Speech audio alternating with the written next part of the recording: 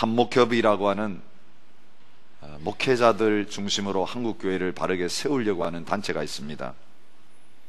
2012년에 한국인의 종교생활과 의식을 조사하면서 그 결과를 발표했는데, 특별히 우리 그리스도인들이 실제로 어떤 생각을 가지고 있는가, 사회 윤리 문제에 대해서 우리 그리스도인들의 생각이 어떻게 변화되어 왔는가라고 하는 것을 보여주는 도표가 있어서 여러분에게 소개하려고 합니다. 이 도표를 보시면 이혼 문제, 낙태 문제, 음주 문제, 흡연 문제, 혼전 성관계, 외도, 뇌물 제공하는 문제, 2012년부터는 동성애를 어떻게 생각하는가, 일반 성도들을 대상으로 해서 의견을 물었습니다. 할 수 있다, 해도 무방하다, 그렇게 주장하는 사람들 퍼센트를 내었습니다. 여기서 발견할 수 있는 것 중에 하나가 뭐냐면 1998년, 2004년 과거에도 조사를 했는데, 시간이 지나감에 따라서 현저하게 그 기준이 무너져 내리고 있는 현상을 보게 됩니다. 절반 이상의 성도님들이 이혼이라든지 음주라든지 흡연이라든지 혼전 성관계 괜찮다, 그렇게 생각하고 있는 것을 보게 됩니다. 동성애에 대해서도 성도들이 17.5%가 괜찮다, 받아들일 수 있다라고 생각하고 있는 것이 실제로 우리 한국 교회의 현주소입니다. 근데 그 다음 도표를 보시면 이런 현상이 어디서부터 생겼는가라고 하는 것을 보게 되는데요, 일반 성도님들이 여기에 대해서 기준이 무너지고 있는 것, 그것보다 더 심각한 것은 말씀을 가르치는 모범이 되어야 될 목회자들 역시 성경이 죄라고 규정하고 있는 것, 우리 그리스도인들에게 있어서는 금지되는 이것들에 대해서 이미 마음이 열려있는 그런 모습들을 보게 되는 것입니다. 오늘 잠언에 여러 가지 절제해야 될 우리 그리스도인의 삶의 문제를 다루고 있습니다. 술의 문제 이야기하고 있습니다. 음식 먹는 문제 이야기하고 있습니다. 그리고 창기들과 더불어 방탕한 삶을 사는 이 문제를 이야기하고 있습니다. 오늘 이 세 가지를 다 다루려고 하지 않습니다. 그 중에 이 술 문제, 음주 문제에 대해서 성경이 가르치는 바에 대해서 함께 다루면서 저희들이 어떻게 그러면 이 방탕한 세상 속에서 그리스도인으로서의 바른 삶을 살아야 되는가, 이런 부분들을 함께 나누려고 합니다. 연합 행사를 하면 한 번씩 나오셔서 나이 드신 할머니들이 한복 입고 찬양하는 걸 보셨을 것입니다. 기독교 여자 절제회라고 하는 곳에서 나오셔서 그런 헌신을 하고 계시는 걸 보게 됩니다. 호주에도 기독교 여자 절제회가 있는데 이게 무슨 단체냐? 기독교 여성 지도자들 중심으로 1924년에 대한 기독교 여자 절제회라고 하는 이름으로 설립이 되어서 일제가 한국을 지배하고 있는 동안에 금주 금연 운동을 전개했던 단체입니다. 해방 이후에는 축첩, 조혼, 공창 폐지 운동에 앞장서기도 했습니다. 지금은 매년 금주 금연 마약 퇴치 캠페인을 벌이고 있는 단체입니다. 여러분, 한국교회가 가지고 있는 특별한 신앙 전통이 있습니다. 금주 금연이라고 하는 전통입니다. 심지어는 1931년에 출판된 신정 찬송가라는 곳에는 금주가라고 하는 찬송가가 들어 있습니다. 임배세라고 하는 여성도가 작곡 작사한 내용입니다. 왜 금주 금연 운동을 한국교회가 했는가를 생각할 수 있는 찬송가 가사입니다. 제가 한번 읽어드리겠습니다. 1절입니다. 금수강산 내 동포여 술을 입에 대지 마라. 건강지력 손상하니 천치될까 늘 두렵다. 후렴입니다. 아 마시지 마라 그 술, 아 보지도 마라 그 술, 조선사회 복받기는 금주함에 있느니라. 2절입니다. 폐가 망신될 독주는 빚도 내서 마시면서 자녀 교육 위하여는 일전 한 푼 안 쓰려네. 3절. 전국 술값 다 합하여 곳곳마다 학교 세워 자녀 수양 늘 시키면 동서 문명 잘 빛내리. 마지막 절. 주님 주신 내 재능과 부모님께 받은 귀체, 귀한 몸이란 뜻이죠. 술에 돕기 받지 말고 국가 위에 일할지라. 그렇게 말하고 있습니다.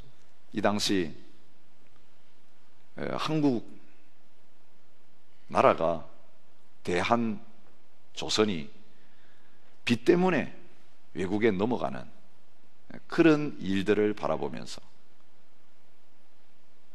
그리고 조선 사람들 술, 담배 빠져서 더 중요한 일에 그 시간과 돈을 쓰지 못하는 그런 일들을 바라보면서 선교사들이 와서 조선 교회 성도들에게는 세례받게 하면서 뭘 요구할까 고민하는 가운데, 사실 중국 교회는 이 요구를 하지 않았습니다. 중국 교회에 대해서는 아편 안 하는 그것을 가르쳤는데, 조선 사람들 보니까 담뱃대를 입에서 놓지를 않고 있고, 그리고 술 한 번 마시면 돌려 마셔가지고 고주망태가 되고 취해서 싸우는 사람들이 대부분이고, 실제적으로 자녀들은 내팽개쳐서 가르치지도 아니하고, 나라가 빚에 넘어가는데도 개인들은 술잔치를 벌이고, 이런 모습들을 보면서 우리 조선 사람들 신앙생활 제대로 하는지 안 하는지 기준을 정해줘야 되겠는데, 이게 금주 금년이라고 하는 규칙을 정하자. 그래서 한국 교회와 또 교회를 중심으로 해서 온 한국 사회에 이런 금주 금년 운동을 벌였는데, 그게 절제 운동이라고 할 수 있는 것입니다. 그들이 이런 운동을 하면서 내세웠던 이유가 있습니다. 첫째, 건강상의 이유. 두 번째, 경제적인 이유. 그리고 세 번째, 신앙적인 이유를 내세웠습니다.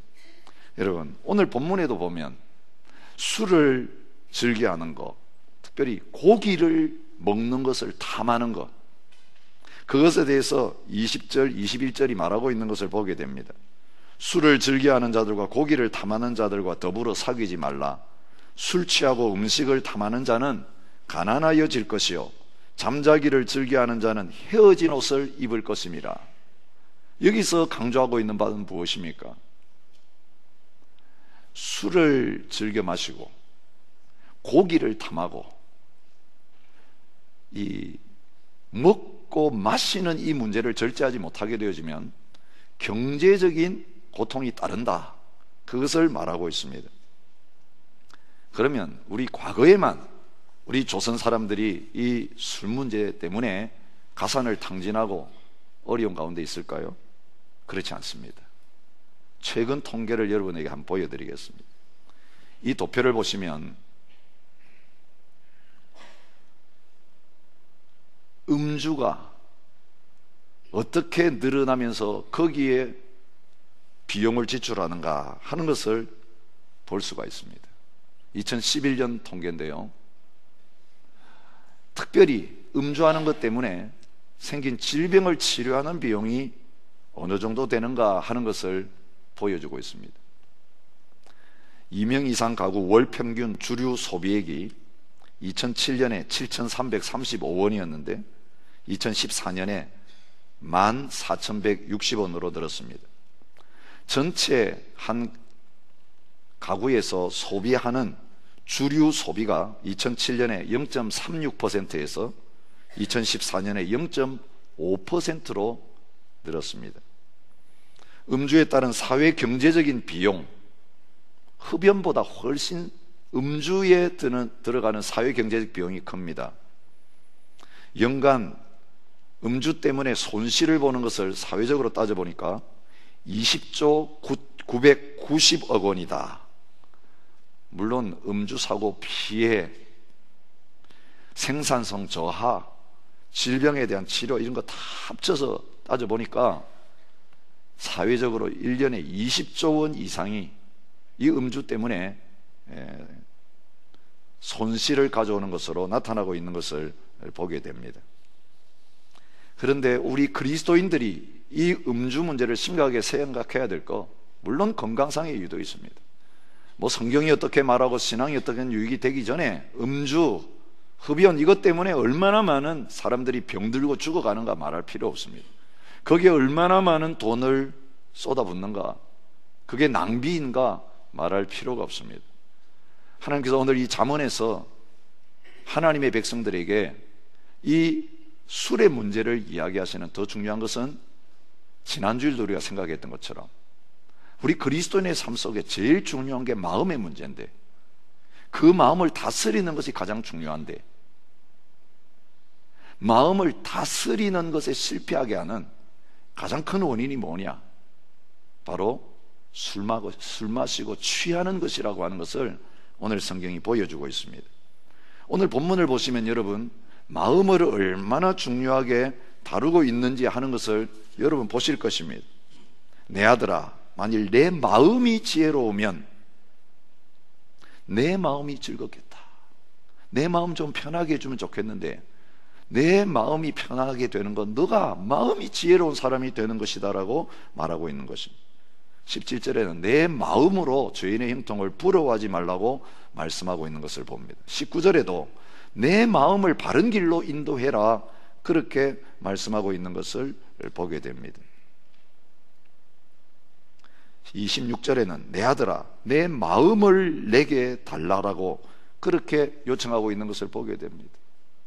마음이 잘못되면 말이 잘못되고 삶이 잘못될 수밖에 없는데, 특별히 이 마음을 다스리는 것을 실패하게 만드는 것이 술 취하는 것이라고 말합니다. 술은 중추신경을 마비시키는 기능이 있는 음료입니다. 중추신경은 사람으로 하여금 바르지 못한 것을 억제하게 만드는, 컨트롤하는 그런 곳입니다. 이게 마음을 다스리는 것이 중추신경인데, 술이 들어가면 마음을 컨트롤하던 이 기능이 억제가 되어져서 풀려버리는 것입니다. 뚜껑이 열리고 나사가 풀리는 그런 모습이 오늘 본문에 나타나고 있습니다.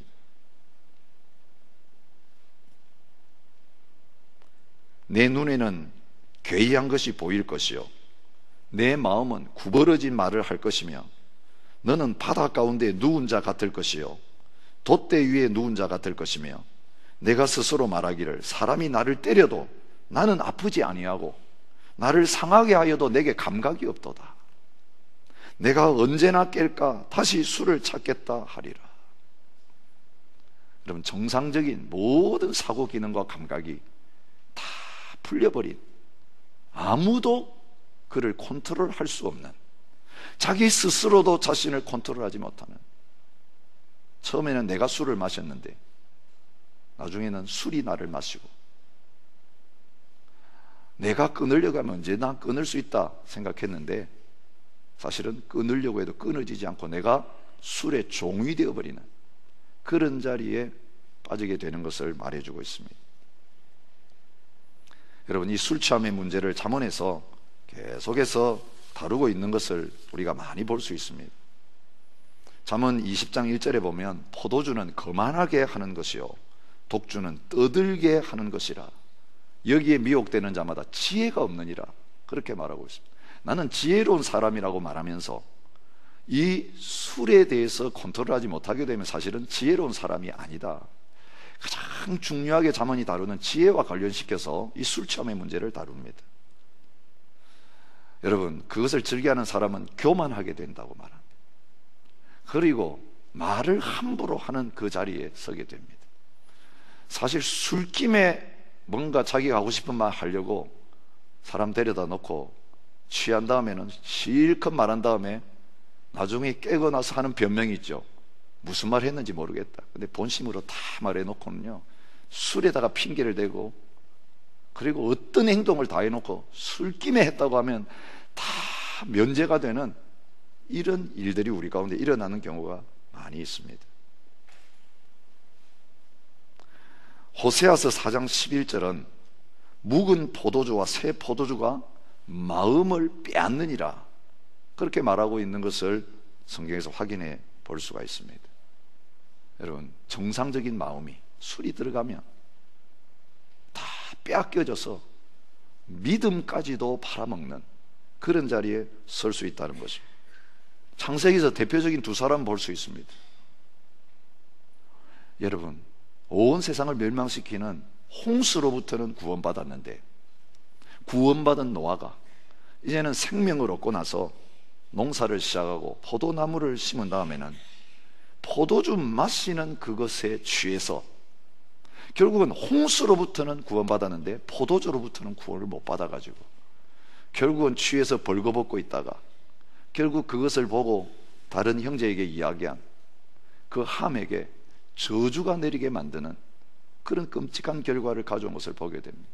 또 한 사람이 있습니다. 누구입니까? 롯이라고 하는 사람입니다. 소돔 고모라가 멸망당한 데서부터는 구원받았습니다. 불로부터는 구원받았습니다. 그런데 피해가지고 굴속에 살면서 그 딸들이 아버지를 통해서 씨를 이어받자고 하면서 그 아버지 술 취하게 만들었을 때 그 술을 이기지 못해가지고 술 취한 다음에 누가 와서 무엇을 하는지 알지 못한 채 두 딸들과 동침해서 모압과 암몬이라고 하는 하나님의 백성들을 끊임없이 공격하는 그 대적을 만들어내는 자리에 있게 된 것입니다. 성경을 시작하는 창세기에서 구원받은 하나님의 백성들이 구원받은 자로서의 삶을 살아가기 위해서 절제하지 않으면 안 된다고 하는 것을 분명히 보여주고 있습니다. 신약 성경은요, 술 취하지 말라, 이는 방탕한 것이니, 성령 충만을 말씀하는 그 본문에서 술 취함과 방탕함을 같이 연결시키고 있는 것을 보게 됩니다. 이 방탕이라고 하는 뜻은요, 아소티아라고 하는 말인데, 아소티아라고 하는 그것은 건강한 지혜가 없는 상태, 바른 생각이 없는 상태를 가르쳐주는 단어입니다. 헬라 세계에도 방종, 돈, 육신의 정욕, 음행, 음란한 삶, 이것을 가르칠 때 방탕이라고 하는 이 단어를 사용했습니다. 신약 성경에 보면 탕자의 상태를 보여주는데, 아버지로부터 재산 받아가지고 집을 떠나서 허랑방탕하게 살았다, 이게 방탕이라는 단어입니다. 돈 가지고 술 마시고 여자들과 자기 자신을 다 내어놓고 놀고 결국 그게 바닥날 때까지 살았다. 하나님이신 시간, 하나님이신 몸, 하나님이신 돈, 다 즐거움을 얻기 위해서 다 쏟아붓는 그런 죄인들의 모습을 보여주고 있는 것입니다.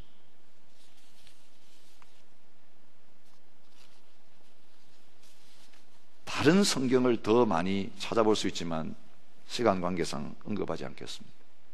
모든 성경마다 하나님 없는 사람들의 상태는 육체적인 정욕을 따라 그것을 컨트롤하지 못하고 욕심이 원하는 대로 그냥 다 하는, 먹고 싶은 대로 먹고 마시고 싶은 대로 마시고 자고 싶은 대로 자고 하고 싶은 대로 하고, 여러분, 그 방탕함이라고 하는 것은 울타리가 없는 상태인 것입니다. 선을 넘어가는 것입니다. 적정한 선을 지킬 능력이 없는 상태입니다. 여러분, 오늘 우리의 삶 속에서 절제하지 못하게 되면 방탕한 자리에 빠지게 되는 것이고, 그 방탕함의 가장 첫 번째 나타나는 열매가 술을 컨트롤하지 못하고 술 취하는 상태에 나가게 되는 것이라고 성경은 가르쳐주고 있는 것입니다. 어떤 분들이 이렇게 물을 것입니다. 목사님, 그러면 술 마시면 죄입니까? 술 마시면 구원 못 받습니까? 아닙니다. 성경은 절대로 술 마시는 것이 우리의 구원과 관련되어 있고 말하고 있지 않습니다. 구원받은 하나님의 백성들이 어떻게 하나님 나라의 백성답게 살아갈 것인가의 문제를 말하고 있습니다. 여러분, 성경을 찾아보면 술이 가지고 있는 유익에 대해서 말하고 있는 본문도 많이 있는 것을 보게 됩니다.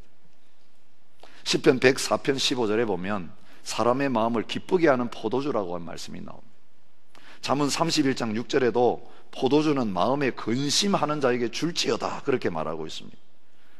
디모데전서 5장 25절에도 바울이 믿음의 아들 디모데에게 편지 쓰면서 개인적으로 그가 위장병이 있고 자주 아픈 그것을 염두에 두고 말합니다. 위장과 자주 나는 병을 위하여 포도주를 조금씩 쓰라 그렇게 말하고 있는 것을 보게 됩니다.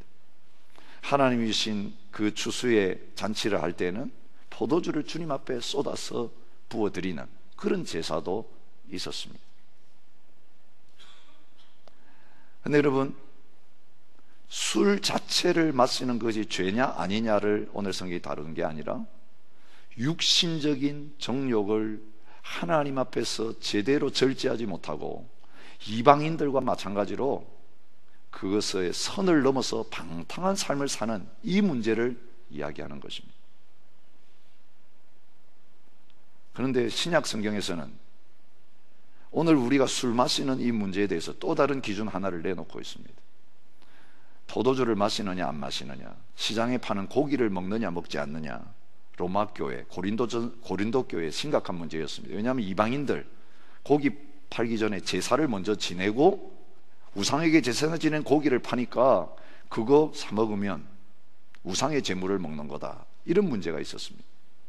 또 로마 교회도 어떤 음식을 먹고 포도주를 마시냐 안 마시냐에 따라서 유대인들은 금주의 전통을 가지고 있는데 이방인들은 거기에 대한 생각이 없기 때문에 교회 안에서 포도주 마시는 문제 때문에 갈등이 생겼습니다. 금주파와 음주파로 나누어져 있었습니다. 여러분, 그런 상황 속에서 바울이 중요하게 생각하는 게 뭐냐면 덕을 세우는 문제인 것입니다.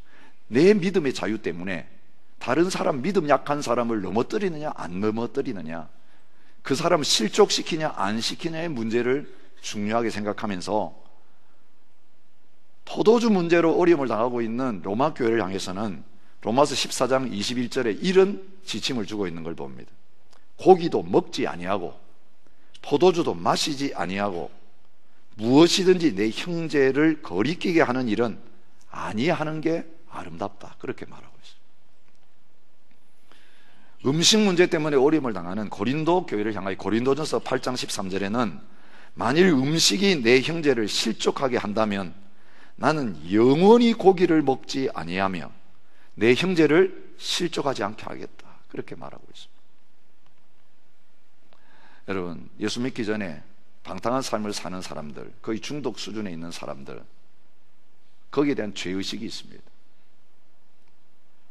그런데 나는 자유다, 하나님 앞에서 그건 문제 안 된다라고 하면서 먼저 믿은 형제 자매들이, 그 사람들은 술 끊고 담배 끊고 제대로 한번 살아보려고 교회 들어왔는데, 아니 교회 들어와 보니까 먼저 믿는다는 사람들이 술, 담배 자유롭게 하고 있고 절제하지 못하는 삶을 살게 되어지면 그 믿음 연약한 사람들의 신앙을 흔들어서 넘어지게 만드는 그런 결과를 가져오는 경우가 많습니다. 특별히 한국 교회는 그렇습니다. 술, 담배 문제는 적어도 그리스도인이라면 안 해야 되는 거 불신자까지 알고 있습니다. 그래서 군에 가도 술해 이래가지고 먹고 한잔 하고 나면 그 다음부터는 군대 생활에서 교회 가겠습니다, 뭐 그리스도인답게 살겠습니다 할 수가 없습니다. 너 나이롱인데. 믿지 않는 사람들도 오늘 우리와 앉아가지고 한잔하고 같이 놀고 나면 아, 저 사람 나이롱 교인이구나, 그렇게 자기들이 단정을 하고 있을 정도로 한국 사회 안에서 그리스도인이 어떤 신앙 수준으로 살아야 되는가는 다른 사람들을 실족시키느냐 그렇지 않은가와 연결되어 있는 것입니다. 오늘 주님은 저와 여러분들이 이제 우리 스스로 컨트롤할 수 없는, 우리를 육신적인 즐거움 가운데로 몰아가서 결국은 내 마음과 육신을 망가뜨리고 죽음의 자리까지 이끌 수 있는 이 술 취함의 문제에 대해서 절제하고, 이제는 내 마음과 내 먹고 마시는 것까지 절제하면서 하나님을 온전히 섬기는 그 자리로 나올 것을 요청하고 있습니다. 근데 문제는 끊으려고 해도, 안 마시려고 해도 안 되는 경우가 많다는 거예요. 목사님 모르십니다. 목사님들이 한번 만나가지고 술자리에 안 가면 안 되는 상황이 없겠지만 저희들은 맨날 사업하는 게 술입니다. 일하려고 하면 일꾼들 일 하루 종일 하고 나서 끝나고 회식해서 한 잔 먹이지 않으면 사람들 부리기가 어렵습니다. 세상을 몰라서, 너무 몰라서 하시는 말씀입니다. 그렇게 말할지 모르겠습니다. 아니요. 목사님들도 모이면 술판 버리는 거 아세요? 목회 스트레스를 목사들끼리 모여가지고 술판을 벌이면서 풀어보려고 하는 것. 아, 목사색이니까 거룩하다. 천만의 말씀입니다. 우리 모두에게도요, 육신적인 정욕이라는 게 있기 때문에 기회만 주어진다면 이게 발동되어 가지고 망가지는 그 일들을 할 수 있는 가능성이 너무 많습니다. 아, 목사님 저는 괜찮습니다. 나는 예수 믿음이 아주 오래돼 가지고 이제는 다 컨트롤 할 수 있어요. 그래서 저에 대해서는 안심하세요. 취하지는 않습니다. 근데 제가 보니까 취할 때까지 마시더라. 취하지는 않습니다가 어디 있어요? 주님 앞에 설 때까지 내 육신적인 정욕에서 나는 자유롭습니다. 나는 70 넘었고 80 넘으니까 여자들을 봐도, 멋진 남자들을 봐도 마음이 안 움직여요. 그 거짓말하는 겁니다. 나는 음식을 컨트롤할 수 있어요. 나는 딱 숟가락을 놓을 수 있을 때 딱 놓을 수 있습니다. 아니요. 어떤 사람은 커피를 컨트롤 못하고요. 어떤 사람은 먹는 거, 특별히 고기를 컨트롤 못하고요. 어떤 사람은 콜라 한 잔 마시는 걸 컨트롤 못해가지고 못 끊고요. 그게 건강에 해로운 거 알아요. 의사가 먹지 말라고 하는 거 알아요. 근데 적절하게 절제하면 모든 것이 좋아지는데 왜 절제가 안 됩니까? 여러분, 이게 술의 영역만이 아니에요. 오늘 우리에게는 끊임없이 다고 더 달라고 하는, 그리고 그것이 주인되게 만드는 육신적인 정욕이 있기 때문에 우리 힘으로 끊으려고 해서 끊어지지 않는다는 거죠. 잠언을 통해 보여주시는 건 무엇입니까? 그 육신적인 기쁨과 즐거움을 끊으려고 하면 더 좋은 즐거움과 기쁨을 발견하면 끊어진다는 거예요. 더 좋은 것을 우리가 누리게 되어지는 그 자리에 서게 되어질 때에 옛날 것은 쳐다보지도 아니하는 그런 자리에 서게 되는 것입니다. 싸구려 포도주를 마시던 사람이 진짜 오래된 비싼 포도주를 마시고 나면 싸구려 포도도 안 마십니다. 옛날에 진로에서 나왔던 그런 포도주 안 마십니다. 고상한 포도주, 그 맛들이면 끊게 되어 있습니다. 커피 마시는 분도 그렇더라고요. 저는 믹스 커피가 제일 맛있던데, 물론 잘 안 맞지만. 그런데 무슨 어떤 꼭 몇 불 이상짜리를 마셔야 돼. 그 맛이에요. 그 맛에 길들인 사람은 그 믹스 커피는 못 마시게 되는 겁니다. 영적으로 그렇습니다. 주님이 오늘 참 재미있는 말씀을 하시는데, 성경을 통해서 육신적인 그 포도주를 끊는 방법이 뭐냐? 영혼의 포도주를 맛들여라 하는 것이. 신령한 포도주를 마시는 사람은, 영적인 즐거움을 아는 사람은 육신적인 즐거움이 이제 지나가게 된다. 그거 안 먹어도 괜찮고 안 마셔도 괜찮은 자리에 서게 된다는 것을 말해주고 있습니다. 그 참 포도주, 새 포도주가 무엇입니까? 하나님의 말씀입니다. 우리가 이미 묵상했잖아요. 지혜가 집을 짓고 7 기둥을 다듬고 짐승을 잡고 포도주를 혼합하여 상을 갖추고 사람들을 초청하고 있는 것을 보게 됩니다. 여러분, 와서 내 음식을 먹고 내 포도주를 마시라.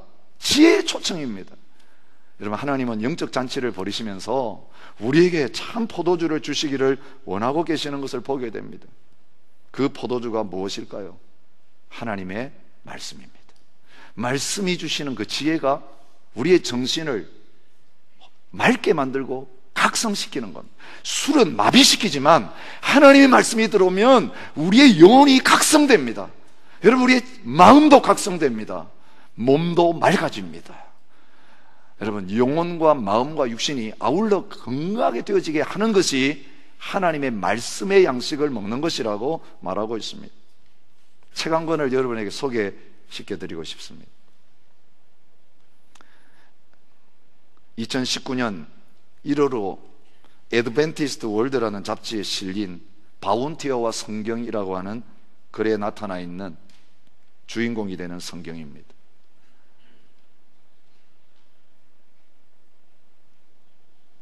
(1787년) 영국 군함 바운티어가 남태평양에 있는 타히티 섬에 빵나무를 나르기 위해서 갔습니다. 근데 그때 선원들이 반란을 일으켰어요. 9명의 선원이 반란을 일으켜가지고 선장을 따른 선원들은 배에 태워다 보내버리고 그 배를 가지고 자기들이 원하는 곳에 살려고 갔습니다.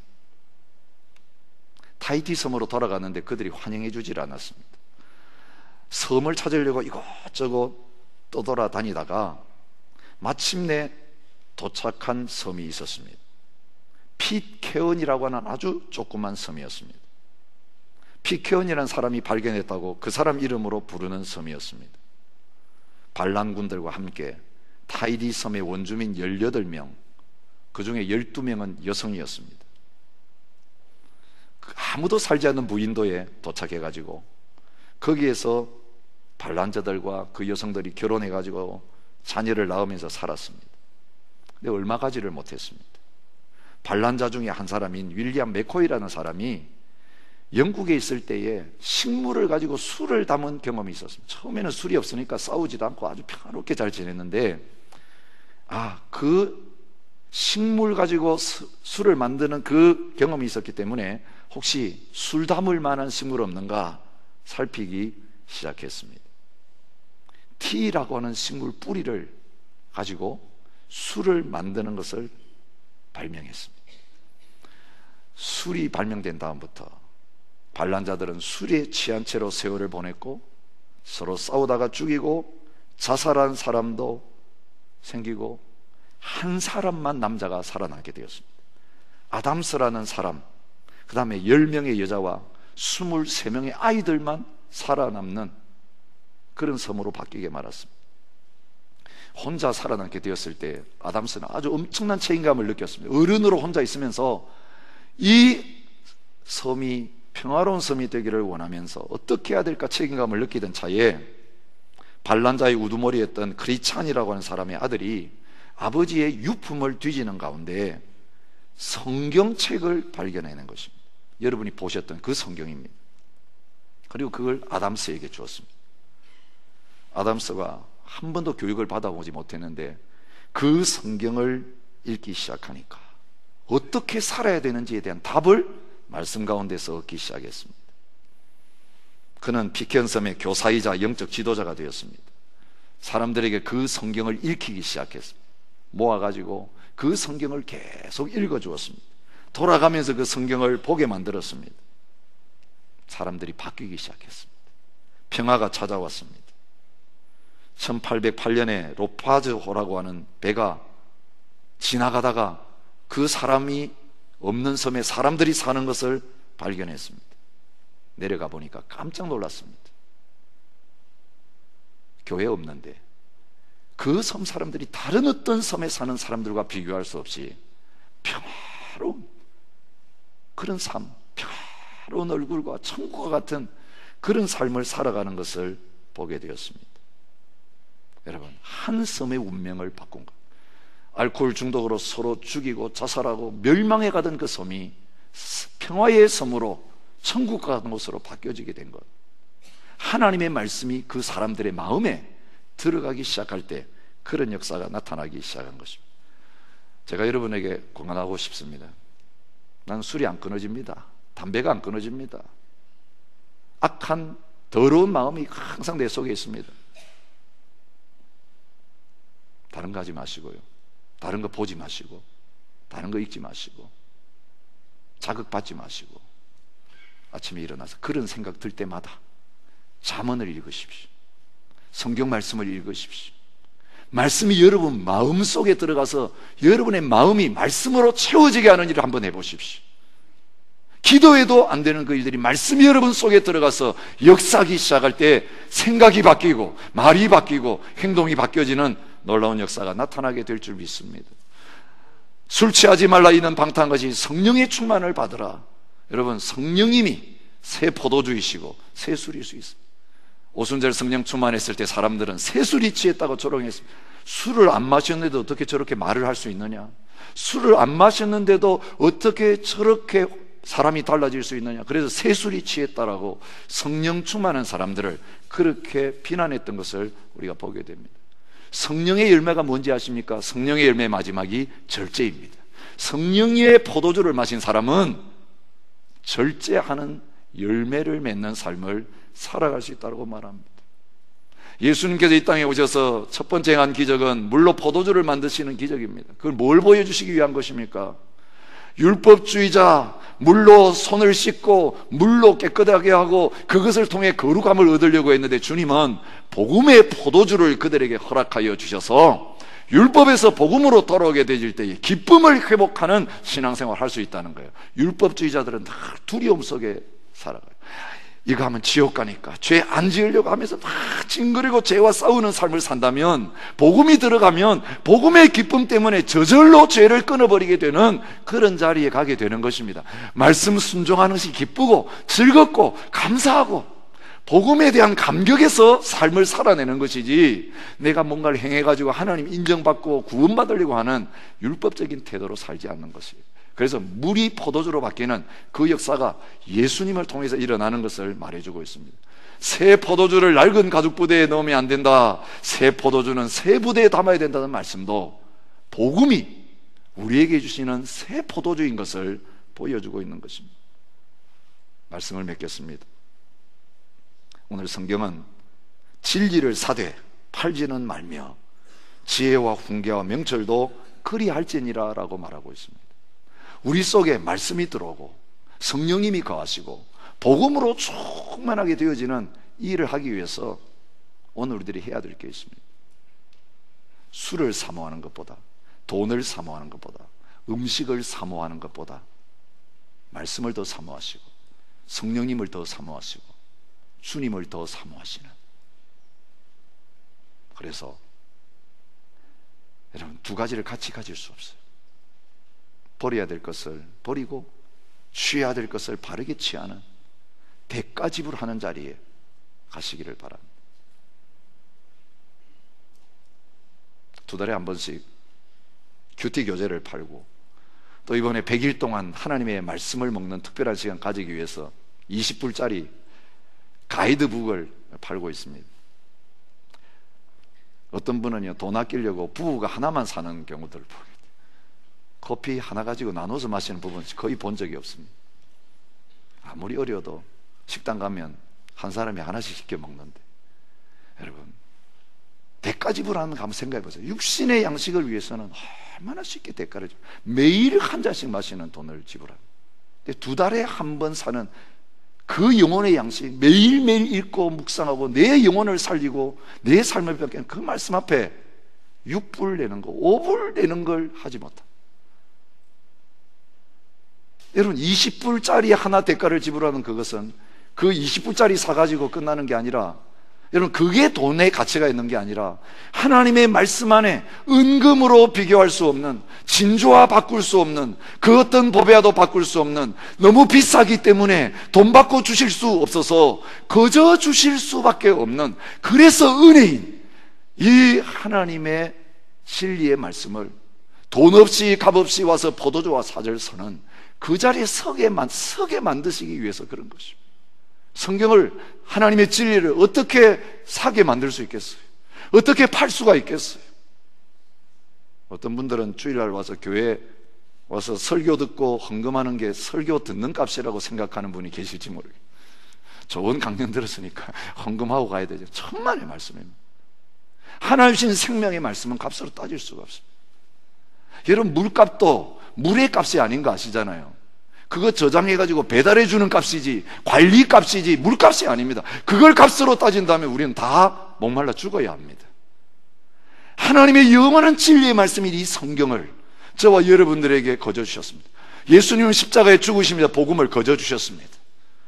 그래서 주님, 보배를 발견했기 때문에 가서 모든 것을 팔아서 그 보배가 들어있는 밭을 산 그 농사꾼과 같이, 주님, 내 육신을 위해 그동안 돈 쓰고 육신을 위해서 시간 많이 썼는데 이제는 하나님 말씀을 위해서 내 시간을 드리고 내 물질을 드리겠습니다.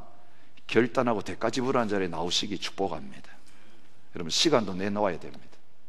하루에 1시간씩 성경 읽어야 되는데요, 하던 일 다 하면서 성경 읽으면 안 됩니다. 그런 보고도 들은 적이 있어요. 목사님, 난 하루 종일 일하고 나오면요 너무 피곤해가지고 성경 읽으면 그냥 졸려요. 잠자는 시간 줄이시라도 성경 읽는 1시간 가지십시오. 아무리 피곤하고 졸려도 밥은 드시잖아요. 진짜 말씀이 그냥 나는 저녁 식사를 안 먹고 저녁 식사 먹는 그 1시간을 말씀 먹겠습니다. 결단하십시오. 난 하루에 일어나서 밥 먹기 전에 말씀 먼저 먹겠습니다. 잠자리 들어가기 전에 영혼의 양식을 먼저 먹은 다음에 자겠습니다. 여러분, 우선순위를 세우고 대가를 지불하겠다고 할 때에 거기서 여러분, 안 끊어지는 모든 것들이 내 삶에서 조정이 되고 끊어지게 되는 역사가 나타나게 될 줄 믿습니다. 여러분, 말씀 앞에 바쁘면, 기도하는 데 바쁘면 다른 데 바쁠 수가 없게 되어 있습니다. 그리고 말씀을 보니까, 야, 이거 안 해도 되는 거구나, 내가 쓸데없는 데 시간 보냈구나, 엉뚱한 일에 내 마음을 뺏겼구나. 여러분, 말씀을 보면 눈이 밝아집니다. 마음이 깨끗해집니다. 그래서 내 삶의 질서가 세워집니다. 스케줄을 이제 바르게 짜기 시작합니다. 먼저 해야 될 거, 나중에 해야 될 거 구분하게 되어집니다. 여러분, 영혼과 육신의 건강이 회복되어지고, 여러분, 말씀대로 살기 시작하면 내 경제적인 삶이 윤택하게 되어지고, 돈을 벌어도 어디에 쓸지를 바로 알기 때문에 경제적인 것을 내가 바르게 계획함으로 말미암아 진정으로 다른 사람을 베풀고 섬기는 자리에 서게 되는 놀라운 역사가 나타나게 될 줄 믿습니다. 저는 이런 기대를 합니다. 온 우리 시대의 중앙장로교회 성도님들이 1년에 성경 1독이 아니라 이제는 100일마다 성경 한번 읽을 수 있구나 경험하신 다음 1년에 3독하는 수준으로 업그레이드 되는 그런 역사가 일어날 수 있기 바랍니다. 말씀이 이렇게 달고 말씀이 이렇게 내 인생의 신앙생활에 소중하구나, 이 문제 안 풀렸는데 말씀으로 나가니까 풀리구나, 이거 경험하면서 이제는 더 말씀을 가까이 하고 이 말씀을 사랑하고 이 말씀으로 충만해지는 성도님들로 가득한 교회가 될 수 있기 바랍니다. 성경 한 번도 안 읽는 성도가 70%라는 그 통계 여러분 보셨잖아요.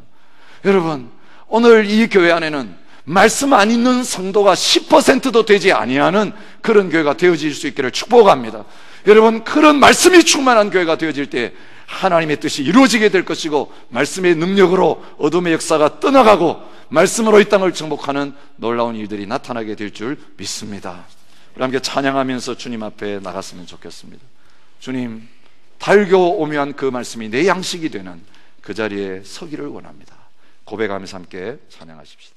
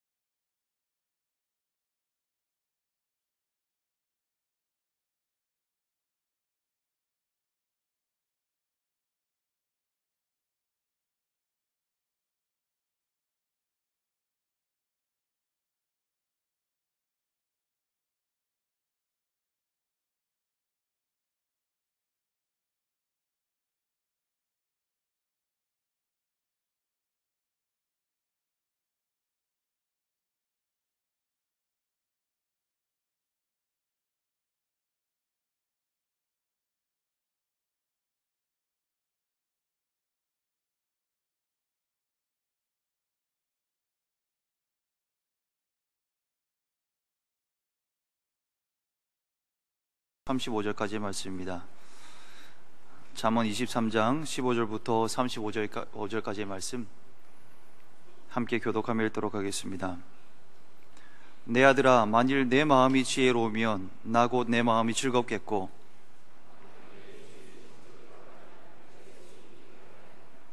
내 마음으로 죄인의 형통을 부러워하지 말고 항상 여호와를 경외하라.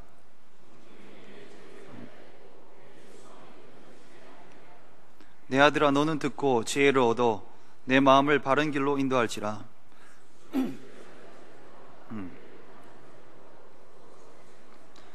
술 취하고 음식을 탐하는 자는 가난하여질 것이요 잠자기를 즐겨하는 자는 헤어진 옷을 입을 것임이니라.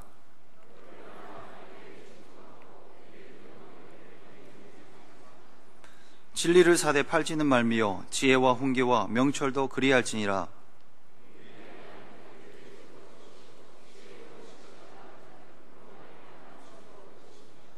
내 부모를 즐겁게 하며 너를 낳은 어미를 기쁘게 하라.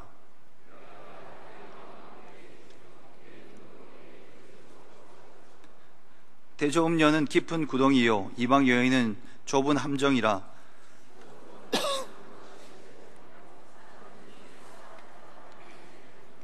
재앙이 뉘게 있느뇨, 근심이 뉘게 있느뇨, 분쟁이 뉘게 있느뇨, 원망이 뉘게 있느뇨, 까닭없이 상처가 뉘게 있느뇨, 붉은 눈이 뉘게 있느뇨.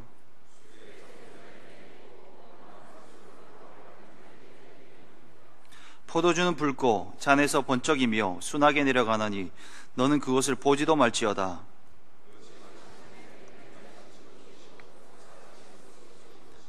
또 내 눈에는 괴이한 것이 보일 것이요 내 마음은 구부러진 말을 할 것이며,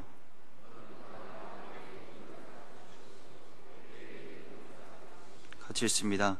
내가 스스로 말하기를 사람이 나를 때려도 나는 아프지 아니하고 나를 상하게 하여도 내게 감각이 없도다. 내가 언제나 깰까 다시 술을 찾겠다 하리라. 아멘. 이 시간 에베네셀 하나님 찬양하시면서 준비하신 귀한 예물 하나님께 올려드리시겠습니다.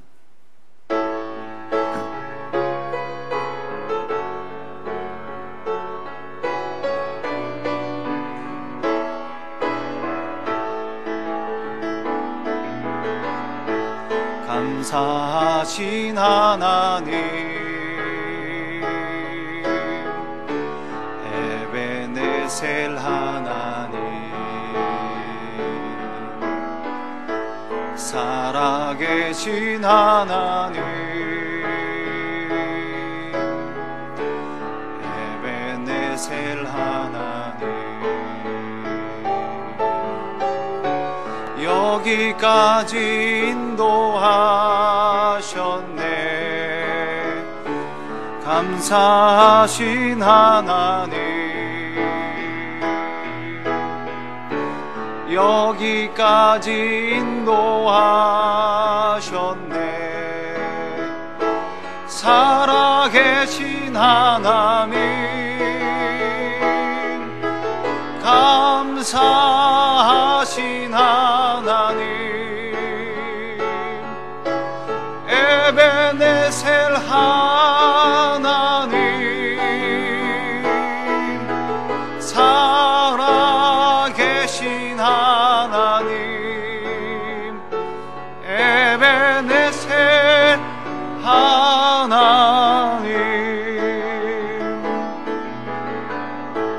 감사하신 하나님, 에베네셀 하나님, 살아계신 하나님, 에베네셀 하나님, 장래에도 인도하시리. 감사하신 하나님, 장래에도 인도하시리. 살아계신 하나님, 감사하신 참으신 하나님, 에베네셀 하나님, 살아계신 하나님, 에베네셀 하나님, 감사하신 하나님, 에베네셀 하나님, 살아계신 하나님, 에베네셀 하나님.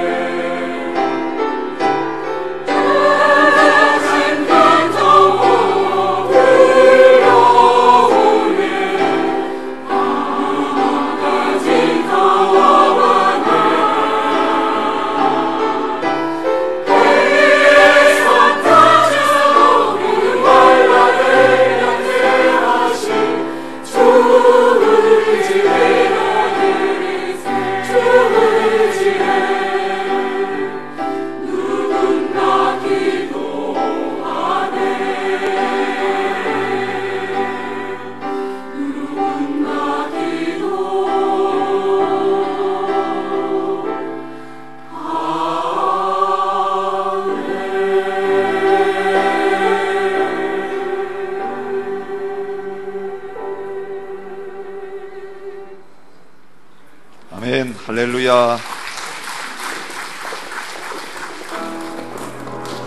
찬양하라 내 영혼아, 찬양하라 내 영혼아, 온 마음과 정성 다하여 주 찬양. 다시 한번 하겠습니다. 찬양하라, 찬양하라 찬양하라 내 영혼아, 찬양하라 내 영혼아, 온 마음과 정성 다하여 찬양하라.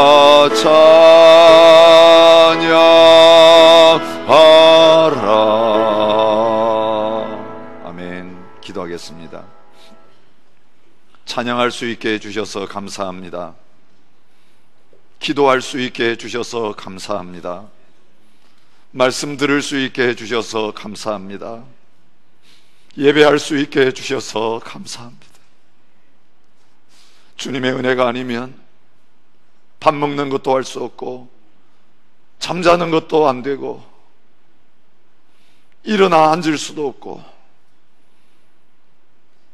걸음 하나도 내 마음대로 뗄 수가 없고 입을 열 수도 없고 눈을 뜰 수도 없고, 하나님, 우리 마음대로 할 수 있는 것이 아무것도 없는데 하나님이 모든 것을 할 수 있게 하여 주셔서 오늘 이 시간 하나님 앞에 나와서 예배할 수 있게 하시고, 한 주간 동안 하나님이 보내주신 우리의 삶의 현장에서 얻은 귀한 열매를 주님이 하셨습니다 고백하며 구별하여 주님께 드릴 수 있게 하여 주셔서 감사합니다.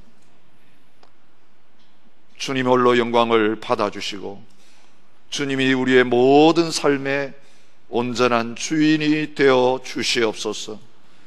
또 우리에게 생명을 연장시켜 주시고 또 한 주간을 허락하시는 이 첫 자락에 저희들 서게 하셔서 감사합니다. 우리가 원하는 것 이루라고 주신 생명이 아니고 주님이 쓰시기 위해서 허락하신 귀한 생명인 줄 알고, 주님 어떻게 살아야 될까요? 무엇을 위해 살아야 될까요? 물으며 주님의 말씀 앞에 나아갑니다.